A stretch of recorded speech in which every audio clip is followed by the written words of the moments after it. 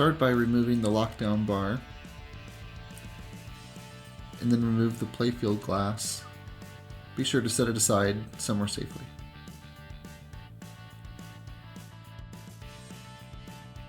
Now it's time for the sensor wiring harness installation.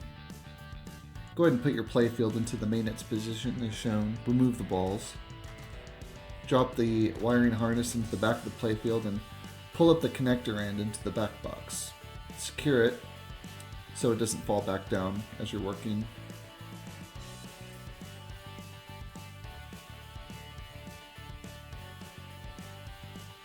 Now go ahead and put your playfield in the upright position. Pull the other end of the wiring harness through the bottom of the playfield so you can access it later. Remove the 4 screws that hold this PCB on. Disconnect the 3 connectors, and then carefully remove the PCB and set it aside. This will help you access the destruction jackpot insert that's underneath.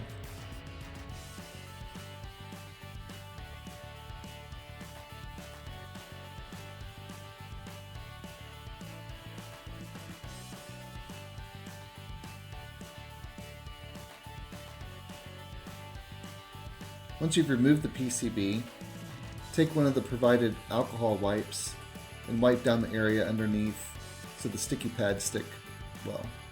Here are the 2 locations where the pads should go.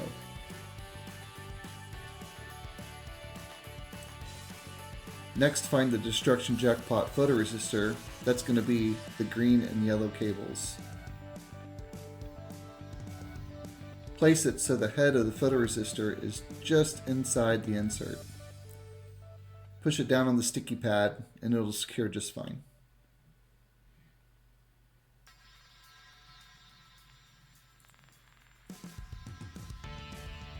Here's how it should look.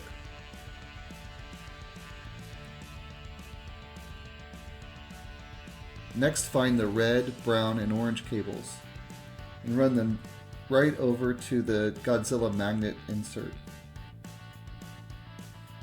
The head of the magnetic sensor should be just inside the opening, just like this.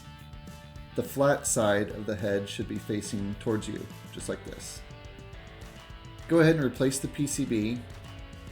Leave the wires underneath, this will help secure them. Tighten all 4 screws. Once you're done, use the provided Velcro strips to secure the wire harness to some wires that already run the length of the playfield. After that, lower your playfield back into the maintenance position. Locate the purple and blue wires from the back of the playfield. Pull them up from behind and secure them to the second light down on the Godzilla multi-ball sign. Make sure the photoresistor head is pointing down right at that bottom light. This is only for premium and LE. If you have a Pro, just put some black electrical tape over this photo sensor. You won't use it.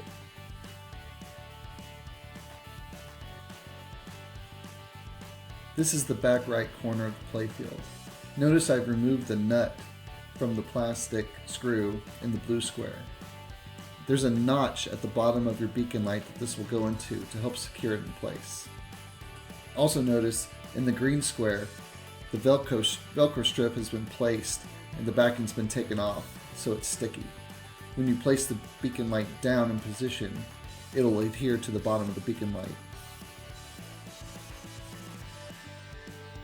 Bring the beacon light over and plug in the final wires from the wiring harness. They only go in one way.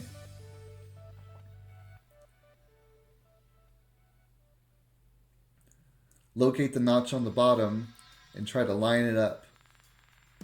You'll feel it when it goes into the notch. And then press down hard to secure it to the Velcro.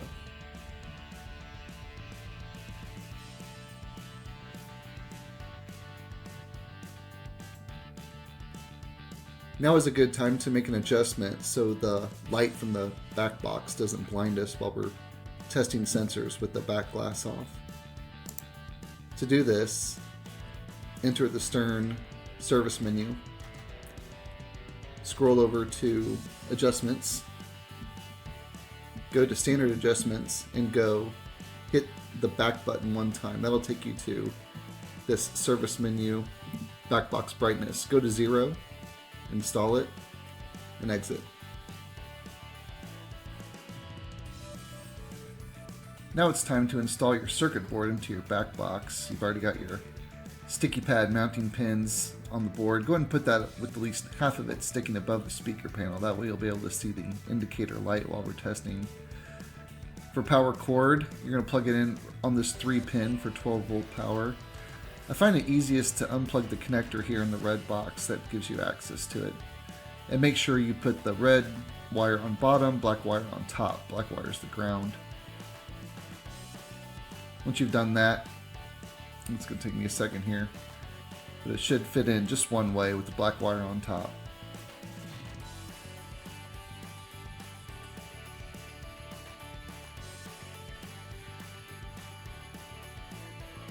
Once you've got that in, reconnect that connector that we unplugged for access. Go ahead and plug the power cord into your circuit board. Black wire will be on the right. It only fits one way. And then plug in your ribbon cable that goes to your sensors. And just check and make sure you can see the top half of that circuit board.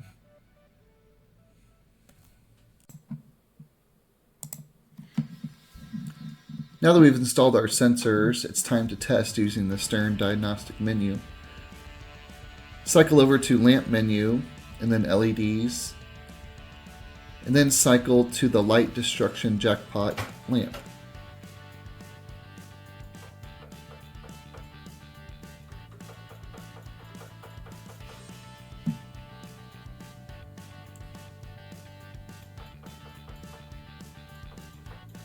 Once you get to the light destruction jackpot lamp, you'll notice that the circuit board is blinking one blink. That means it's detecting that lamp going off right now,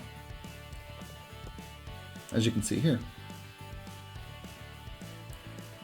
At this point, it's a good idea to check the lamps surrounding that insert, just to make sure the light from those other inserts aren't setting off this sensor.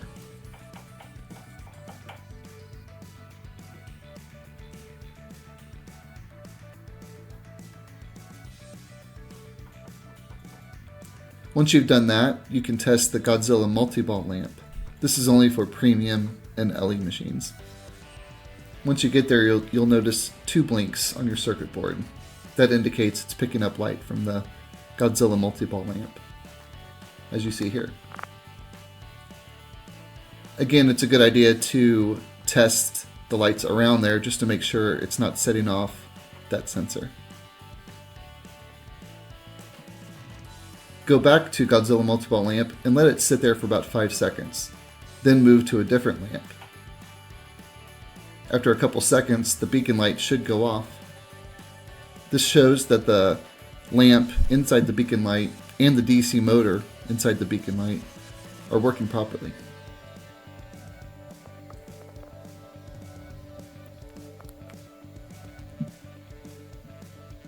At this point, we can test the Godzilla magnet sensor. Exit the lamp menu and go over to coils. Go to test, and then cycle to Godzilla magnet.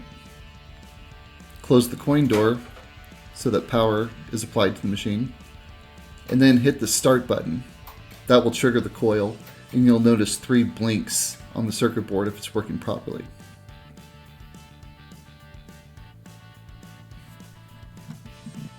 So that's it. You've installed the mod. You can put the back glass back on and tuck the playfield back in. This mod took a long time to develop. I think it's a great addition to a great game, and I hope you enjoy it for years to come.